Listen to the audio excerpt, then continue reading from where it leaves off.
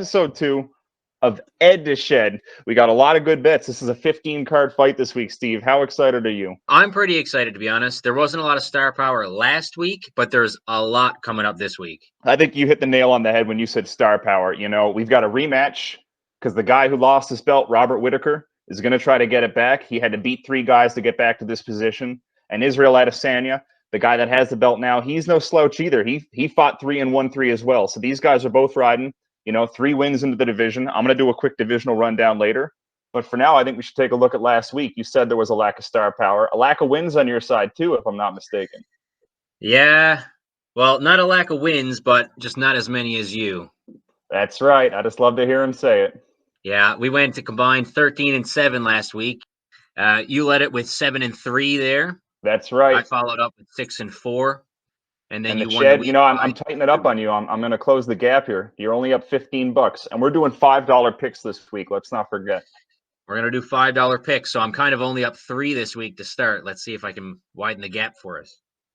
Now, Bandera, for those who don't know, he blew his elbow out really early in the fight, so that KO TKO was more of an arm injury. Jailton won it, and he won it fast for you is what he did. He did. I had that double on Jailton, didn't I? That's good to see. So what else have we got here? We've got Alexis Davis got the win. That's a Canadian taking the win for us here. Now, Marc-Andre Barriault, that fight did not make it far for those who are paying attention here. 16 seconds. Andre, I believe he threw a naked leg kick. You got to set those up with punches because the counter to a naked leg kick is getting punched right in the head, and that's what happened. I took Cheaty quick, too, so he got it done in 16 seconds. I didn't need it to do that quick, but I'm not going to complain. Don't throw naked leg kicks.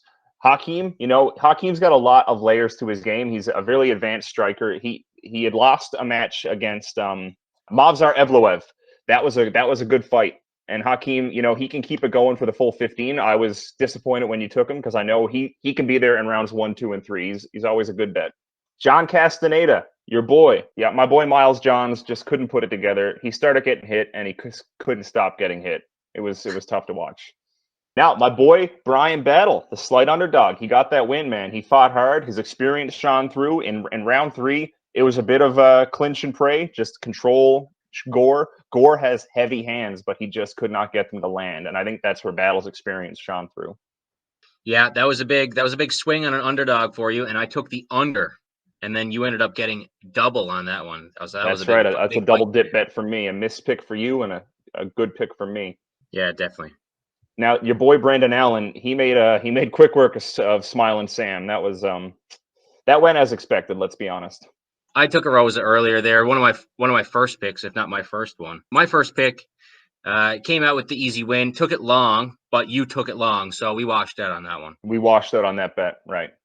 On to the tail end of the main, the top 3 fights of the night last week. Shavkat Rakhmonov came through quickly for me. That was a double dip for me, so that was an easy $6. He landed the kick to the head, and the rest was history. Soriano did not get it pulled off. Maximov squeaked out the split decision. It was a wrestling heavy affair, but Maximov out-wrestled Soriano. On to the main event. Now this one went, if you were cheering for Strickland, he got it done the way you figured it would. He kept it standing, shut down the takedowns, and just kept punching Jack in the face. He's a headhunter, he's a volume striker, and he did work over 5 rounds. I took Sean, and then you took it short. So I figured it was going to either be Jack short or Sean long. So I knew one of us was going to double down on it. But luckily enough, it was me. Yeah, I don't know what I was thinking. I think I wanted a finish, so I just bet for a finish. Sometimes I bet what I want to see happen, not what I think is going to see happen. And that week was no exception. Should we take a look at this week's card? Yes, we should. Yeah, 15-fight card. So we're going to cut out lengths this week. And we'll just take the outcomes of the fight. Right away, we've got some big names. We have this guy named Blood Diamond. Apparently, his name is actually Mike Diamond. There's been a lot of talk about him on the internet. People just keep tweeting, is there a guy named Blood Diamond fighting this week? Yes, there is. They don't have his picture up yet, though. Man, yeah, I got to see this dude. Well, I want to see him lose because I took Jeremiah Wells to win on that one. And these are all of our later picks, it turns out. Douglas D. Silva de Andrade is fighting Sergey Morozov. And you took him as the very last pick of the week. So he is what do you want to call that? The last pick of the week? Do we have a name for that? In football, the last pick of the draft is called Mr. Irrelevant. Mr. Irrelevant. We can keep that theme, yeah. Okay, well, this guy's anything but. D Silva has heavy hands for a guy who fights at 135 pounds, and I'm looking forward to that fight. And I'm kind of disappointed you got him. We've got Hanato Moicano and Alexander Hernandez fighting on the early time slot, the early prelim time slot. And Hernandez is kind of upset about that. He said, "Why am I fighting on the early prelims?" Well, Alex, it's so I can hype you up to the folks at home who have Fight Pass. And I'm looking forward to that fight. Hanato Moicano fighting at 155, used to fight at 45, got knocked out by Korean Zombie, and promptly decided to leave that division and move up. I was surprised that this one was on the prelims too. When I was looking up a lot of the fights, it seemed like both Alex and Renato were fighting on a few main cards. I seen he was ranked at 5 or 6 on one of the fights that I was watching this week. Is Renato ranked anymore? I'm not sure if he is. Part of that stems from the fact he was at 145. So when you move to 55, there can be a little bit of an adjustment period where you need to get a couple more fights logged before the rankers can kind of slide you in somewhere. A fight worth tuning into. Sorry, Alex, you're on the early time slot, but the folks that can't afford the pay-per-view can still watch you. Yeah, tune into that one for sure. Now, the featured on the early card is Alex Perez and Matt Schnell. These guys are both ranked. Perez is at number 4 at flyweight, and Matt Schnell's at number 9. Now, the thing I'm a bit curious about is Alex Perez hasn't fought since November 2020, and he lost to the now champion, Davison Figueiredo, by submission. So I thought that was interesting. Usually guys that have a heavy number like minus 410, that's 80% implied win probability. Usually they're coming off a string of wins to puff up those betting odds. But like you said, he's on another level. Everyone seems all in on Perez this week. Yeah, and that's the thing too. Like he just lost to a champion. We'll give him a break for that one. If he's number 4 ranked going against number 9 ranked, he's going to be fighting down. He's going to be looking for a rebound win, especially after say 2 years or a year and a half off. So I expect him to come out swinging. Onward to the TSN prelims. We've got Roxanne Modafferi and Casey O'Neill. This is Roxanne's retirement fight. Roxanne went 4-6 in her 10 fights in the UFC, and she's hoping to take out Casey and ride off into the sunset. Now, Casey is 3-0 in the UFC, so she's streaking. Like I was saying, you pile up a couple wins, the odds get a bit stacked in your favor. What do you think is going to happen with this one? You think Casey's going to get the win?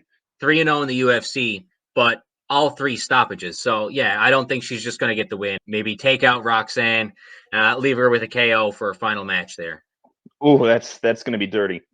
Now, I've said it before. Sometimes when somebody gets in there and they get a little streak of stoppages, they try to throw a piece of talent in their way. Now, Casey's 15, Roxanne's 12. Maybe Casey's just there to get bumped up 3 points in the rankings before Roxanne heads out. So we'll see what happens with that one. Now, I took Jared Bandera against Andre Arlovski. I have nothing but respect for Arlovski. He scored some huge wins recently. He just keeps taking out all these guys who are in like the 10 to 15 range at heavyweight. He's got a recent win over Tanner Bozer, which was interesting. He's got a recent win over, I believe, Philip Lins. Unfortunately, the age gap here is really starting to glare. Arlovski is 43 years old, I believe. Bandera has a record of 12-6. I believe he's in his late 20s. Arlovski's got a very, very storied career, 32-20. He's 4-1 in his last 5. That's what I've been saying. Arlovski has a bit of momentum on his side, 4-1 in his last 5. Bandera's still young to the game. He's 1-2 in the UFC. But he's got that reach advantage, and he's got that age advantage. 29 years old versus 43 years old. I think this might be the fight that takes Andre down. Now, on to the main card. They've taken Bobby Green, and they've put it behind a paywall, and I'm pretty upset about that because Bobby has been used as the featured prelim on several occasions to open the pay-per-view. He's that fight that people watch before they make the decision to drop the money and buy the pay-per-view. And there's a reason. Bobby Green is watchable. Bobby Green has a 10-plus professional career with Strikeforce in the UFC, and he's got 17 fights in the UFC.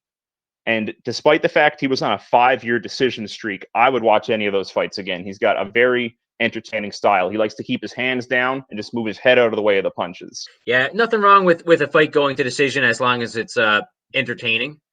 You like to see these guys come out swinging and knock someone's head off, but if you're just throwing there, if you're boxing for 15 minutes, I could watch that. The classic narrative is if Bobby's got good hands, you're going to want to take him down. But the thing is, Bobby does good clinch work. So if you get Bobby up on the cage, he knows how to get the angle, he knows how to break out and how to create that distance again. And he might land a couple strikes there. He does a lot of work close to the cage because he finds himself there quite a bit. And, he's got 17 fights in the UFC, and Nasrat has 8 fights in the UFC. So between the two of them, that's 25 fights in the UFC. These are experienced guys. And I think, people said there's levels to this. This is going to be a high-level fight between these two guys. What is there to say about Cannonier Brunson? This is going to be our next title shot. Whoever wins that fight, more likely than not, you're going to see them fight whoever wins the main event. Yeah, definitely. That one's going to be a good one, man. Now, that takes us to the co-main and the main. And you, Steve, the Shed has taken the co-main and the main for the pay-per-view this month. I did what you did last week, and I'll see if that works out for me any better than it did for you. We got 2 massive fights coming up here, and we're going to start with the massive fight between Derek Lewis and Tai Tuivasa, and that one's going to be a slugfest. Derek Lewis, very patient. Tai, very aggressive. I think it's going to just work out great. I think that's interesting that you describe Derek as patient, because Derek is patient. He's a knockout monster, but he takes his time. The quintessential Derek Lewis clip is the Volkov fight. He got beat up for 14 and a half minutes, and he landed that counter punch at the very last moment of that fight and got that win. You can look at the fight he had with Curtis Blades. He basically spent an entire round getting jabbed so he wouldn't let the takedown happen. And then when the takedown shot happened, he was ready with that uppercut. And I believe Curtis said he woke up in the back of the ambulance. Yeah, it's crazy. Like I watched this fight versus the Cyril Gane fight. Yes, I don't even know. Did he land 5 strikes in that fight? And it didn't really look like he did anything during that fight, but you can tell that he was just kind of biding his time and he was waiting. And he was, if Gane would get too close, he would just take this massive swing. And if Gane wasn't as good as he was at dodging those, he would have just been clocked by 1, and that's all it takes, just 1 strike. Just 1 strike. Now, I've heard some skepticism on the part of Tuivasa. He's in the 11 position. He's fighting the number 3. He hasn't really been tested at that higher level. That's right. I feel like he's just been kind of beating up on some smaller dudes, getting aggressive. He kind of chases after him sometimes, hits him with 1, hits him with 2, and then they're done. But I feel like Derek Lewis is just going to wait back, wait for him to come to him, and he's going to hit him with his own.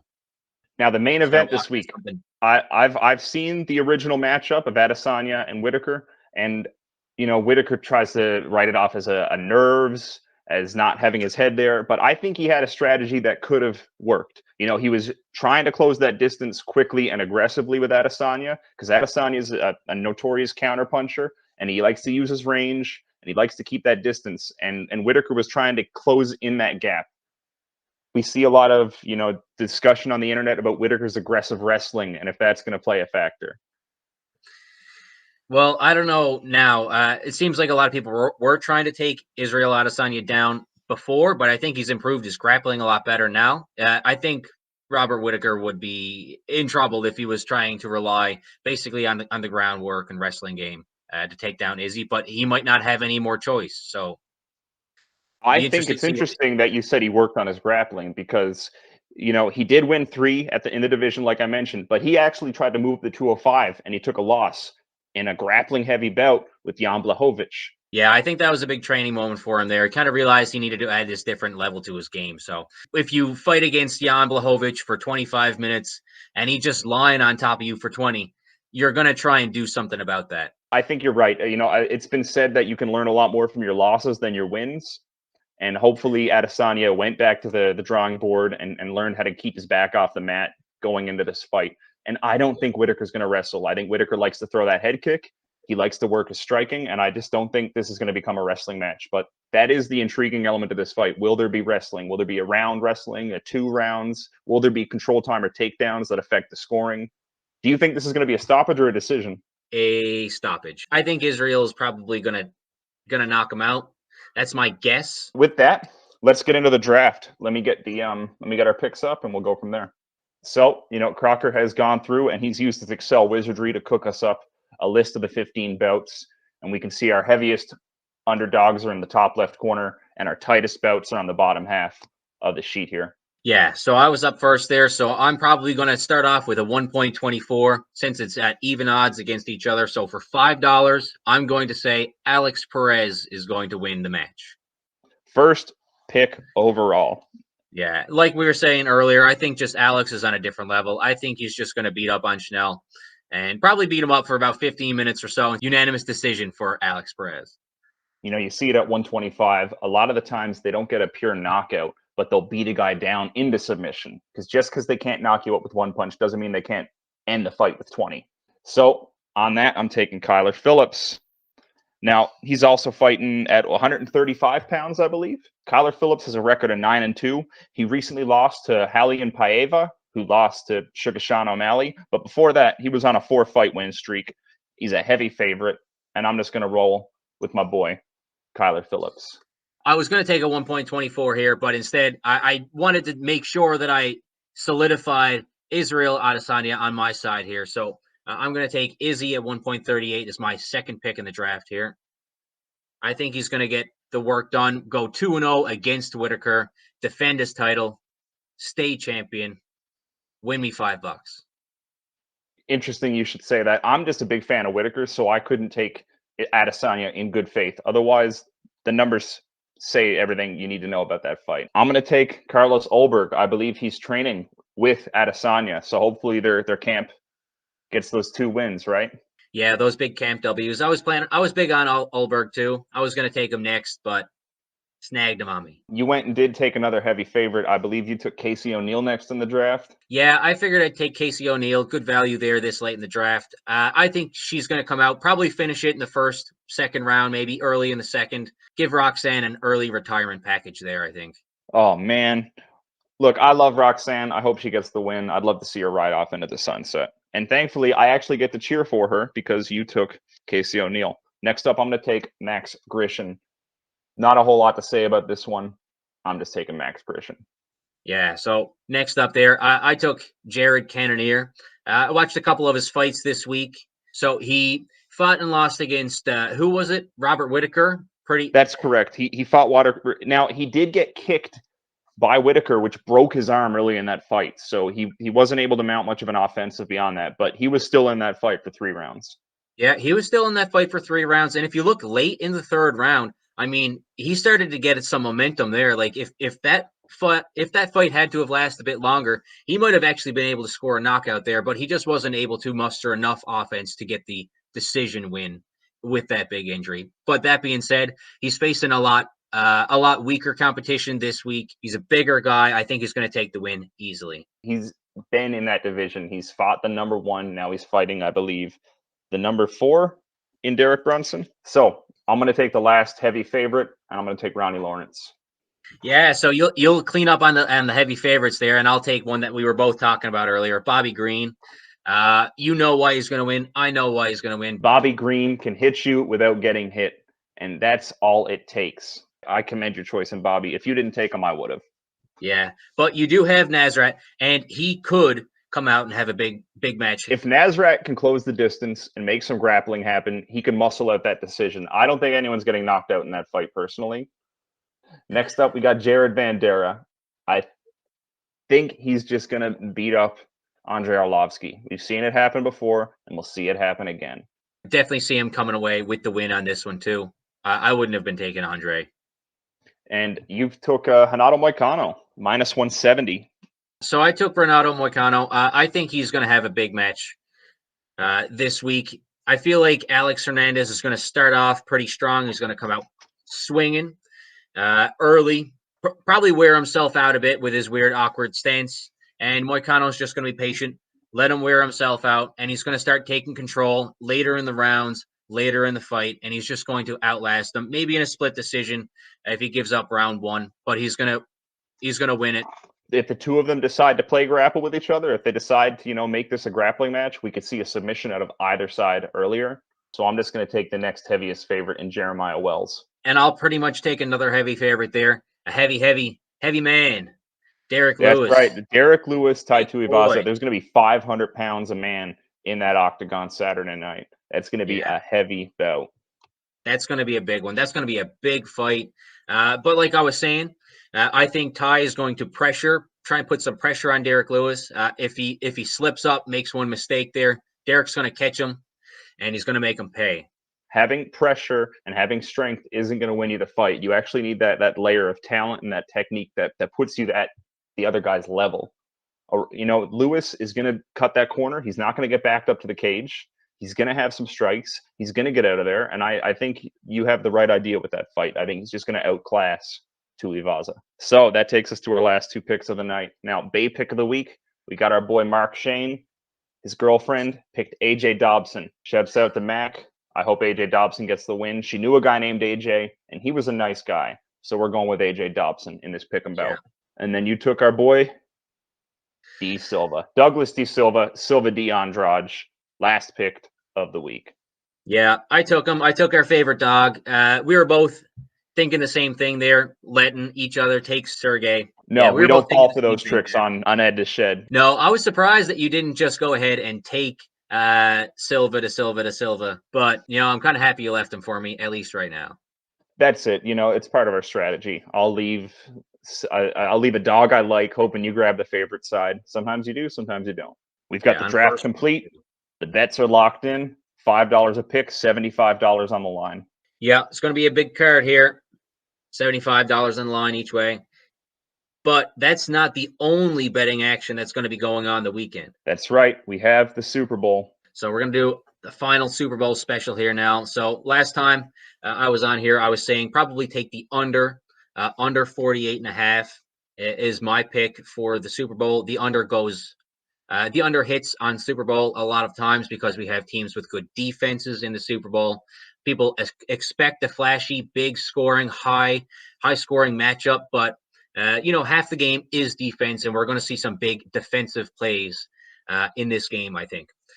Moving on to the props, everything starts off with the coin toss. So I'm not sure what to take, heads or tails. 26 heads, 29 tails in the Super Bowl history. What I do look at is 24 times, only 24 out of 55 times, the coin toss winner actually wins the game. So what I'm planning on doing is live betting against the coin toss winner. If the Rams win the toss, I'm going to put a live bet on the Bengals. You're going to put a live bet depending on the coin toss outcome. That's right. That being said, I do have another prop bet going on.